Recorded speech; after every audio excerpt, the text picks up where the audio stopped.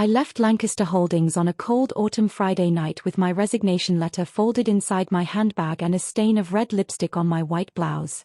It was not my lipstick. I had never worn red that boldly. I had always believed some colors belonged to women who knew how to enter rooms and make men forget their promises. Women like Clara. Women who smiled like knives and touched Liam Lancaster's arm like the entire company had been built for her fingers. That night, the whole city watched me walk out of the tallest glass tower in Manhattan with nothing but a broken heel, trembling hands, and the kind of silence only poor girls understand.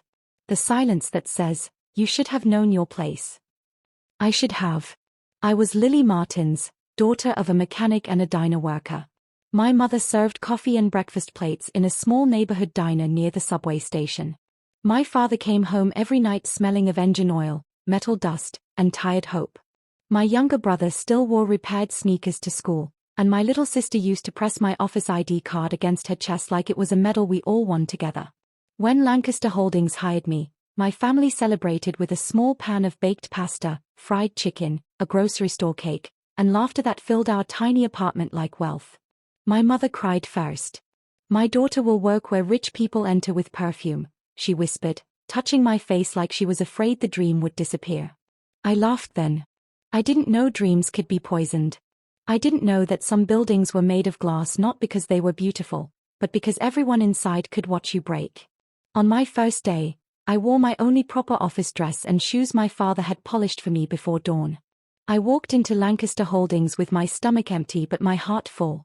The lobby smelled of expensive flowers and cold air.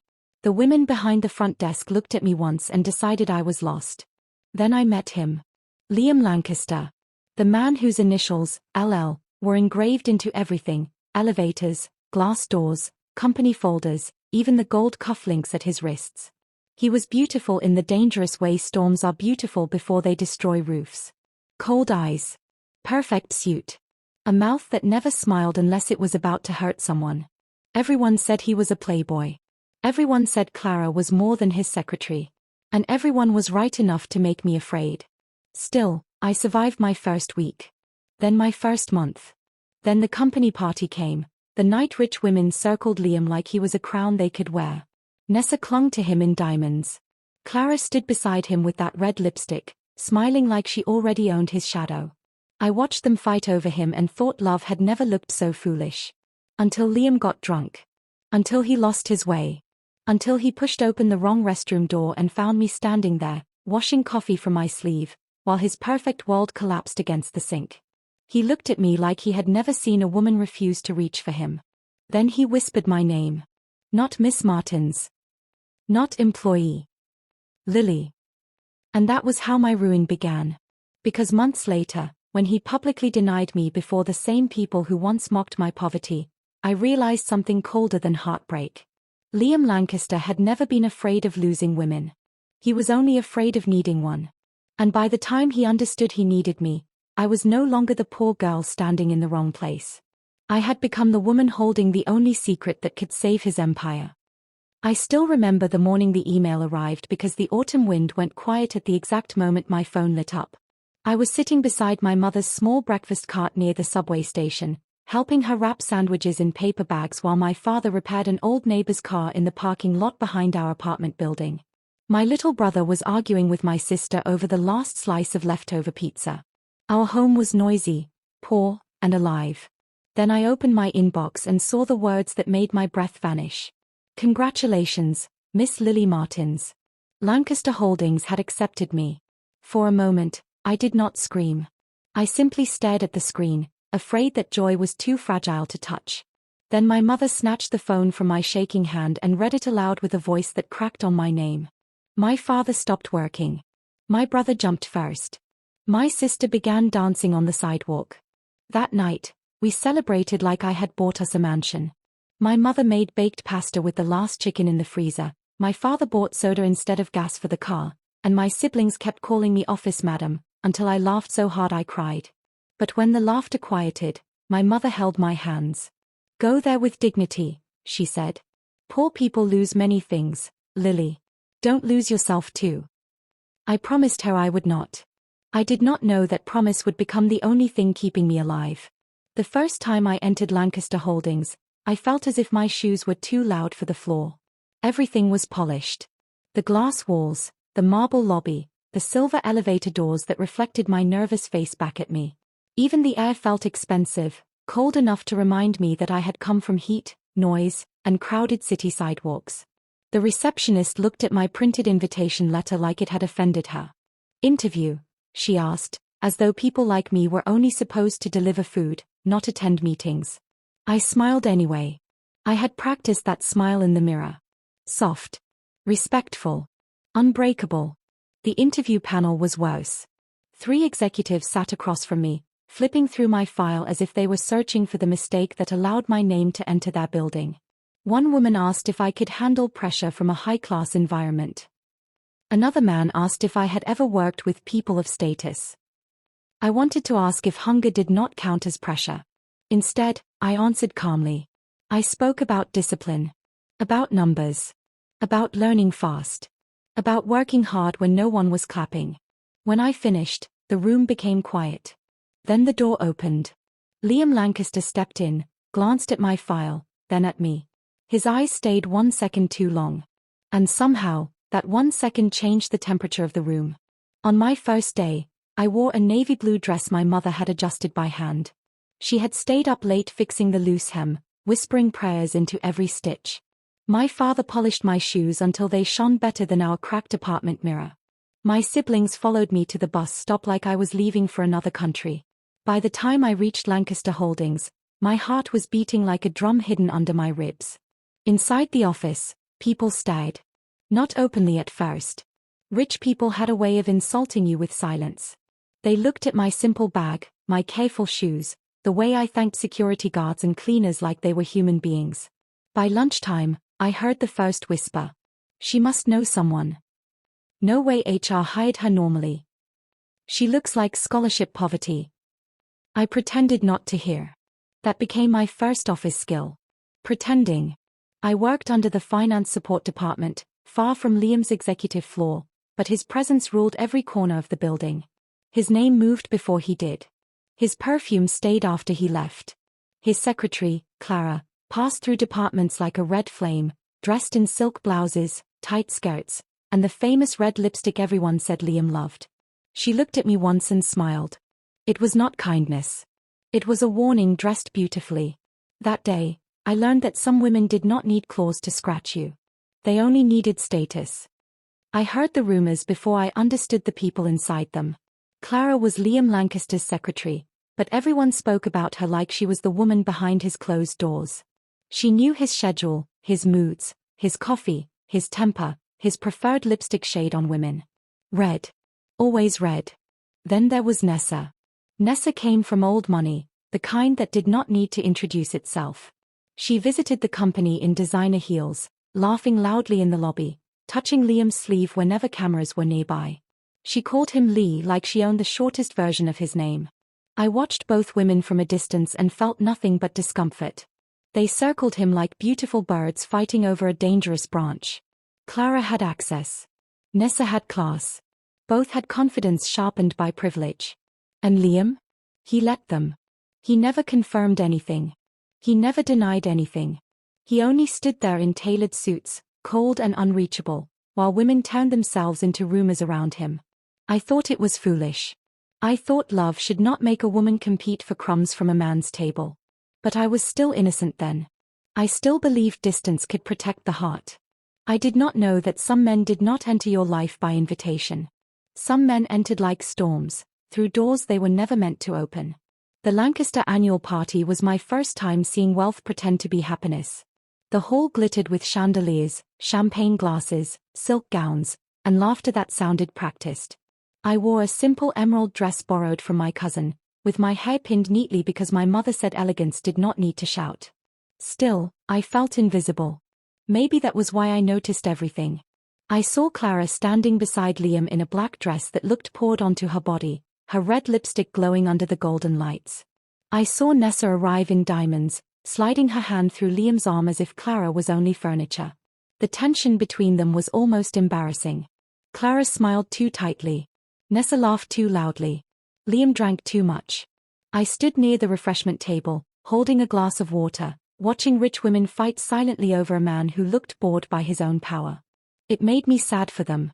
It made me afraid of him. Then Liam's gaze found me across the room. Not Clara. Not Nessa. Me. For a moment, the noise softened. I looked away first because poor girls learn early not to hold the eyes of men who can ruin them. But when I turned back, he was still watching. And Clara had noticed. I escaped to the restroom because someone spilled coffee on my sleeve. The women's restroom was quiet, all marble counters and soft yellow lights. I stood at the sink, rubbing the stain with tissue, when the door opened behind me. I expected another woman. Instead, Liam Lancaster stumbled in. His tie was loosened. His hair was no longer perfect. His eyes were clouded with alcohol and something heavier than drunkenness. He froze when he saw me, and I froze too, one wet sleeve in my hand, my breath trapped in my chest. "This is the ladies' restroom," I whispered. He looked around slowly, then gave a bitter laugh. "I suppose even kings get lost." "You're not a king," I said before I could stop myself. His eyes sharpened. Most people apologized to him before they even offended him. I did not. Maybe because I was tired. Maybe because I had watched too many women lower themselves around him that night. Maybe because my mother's voice was still inside me, telling me not to lose myself. He stepped closer, unsteady, and I reached for a towel, not him. That surprised him. "You're not going to ask if I'm okay," he murmured. I looked at his expensive suit, his empty eyes, and his lonely arrogance. "No," I said softly. "Men like you are always okay in public. That is why everyone else bleeds in private." For the first time that night, Liam Lancaster had nothing to say.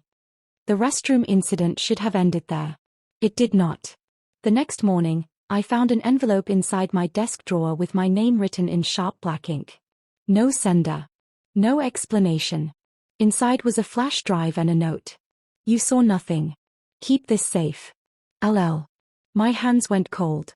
I wanted to return it immediately, but Liam was unreachable. Clara guarded his office like a jealous queen, and when I asked for an appointment, she looked at me as if I had stolen something from her bedroom. Maybe I had. His attention. That was when the attacks began. My files disappeared. My lunch was thrown away. Someone spread a rumor that I had followed Liam into the restroom on purpose. By evening, the whole department was whispering that the poor girl had finally shown her real ambition. I cried in the bathroom stall with my hand pressed against my mouth. Not because of the insult. Because some part of me knew Clara was afraid of whatever Liam had trusted me with. That night, I opened the flash drive on my old laptop. Inside were documents, recordings, and financial records tied to a secret company betrayal. And Clara's name appeared in every folder. Liam called me to his office 3 days later. I expected anger. I expected threats. Instead, I found him standing by the window, looking down at the city like it had betrayed him first. "You opened it," he said. I did not lie. "Yes." He turned to me slowly. "Then you know why I couldn't leave it with anyone else." I laughed quietly because pain sometimes arrives wearing the mask of humor. "You don't know me." "I know you didn't touch me when I was drunk," he said. "I know you spoke to me like I was human, not powerful. That is rare in my world." That should not have moved me. But it did. From that day, Liam began pulling me closer. Officially, I was helping with confidential internal audits. Unofficially, I became the one person who saw the cracks in his empire. Late nights turned into quiet conversations. Coffee became shared silence. He told me about a father who built Lancaster Holdings with fear instead of love. I told him about my mother's breakfast cart, my father's hands, my siblings' dreams. For the first time, Liam Lancaster looked less like a storm. He looked like a man who had never learned how to be held without being used. And that was when my heart made its first dangerous mistake. The betrayal happened at the executive charity gala, under lights bright enough to expose everyone except the guilty. By then, people had started noticing Liam and me. Not because we touched. We never did in public. But because his eyes followed me. Because he listened when I spoke. Because Clara no longer smiled when I entered a room. That night, Clara made her move. She stood before the board, lips painted Liam's favorite red, and accused me of stealing confidential company documents. She said I seduced Liam for access. She said poverty had made me desperate. She said my family background proved I had motive. The room turned toward me. My throat closed. I looked at Liam. He knew the truth. He knew he had given me the flash drive. He knew Clara was the traitor. All he had to do was speak. But Clara stepped beside him, touching his arm. Nessa watched from the front row, smiling like a woman witnessing a rival's funeral. And Liam said nothing. Then he looked at the board and spoke in a cold voice I had never heard directed at me before. Miss Martins is only a junior employee. Any personal connection being implied is false. Only. That word broke me more than the accusation. I was only poor. Only useful. Only disposable. So I smiled, opened my handbag, and placed my resignation letter on the table. Then I left before my tears could become their entertainment. I disappeared for 6 months. Not because I was weak. Because silence, when used well, becomes a weapon. I gave the evidence to the right people slowly. Carefully. I cleared my name before Clara even realized I had kept copies. The investigation exposed her connection to a rival company, her forged reports, and the lipstick-stained lies she had pressed against Liam's empire for years. Lancaster Holdings began to collapse.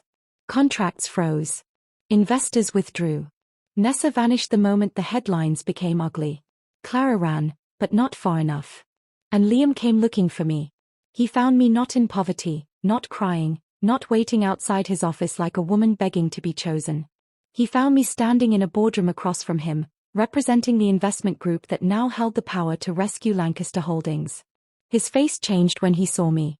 Regret made even a powerful man look small. "Lily," he whispered. I remembered the restroom. The flash drive. The late nights. The gala. The word only. Then I placed the rescue contract on the table. "My company will save yours," I said calmly.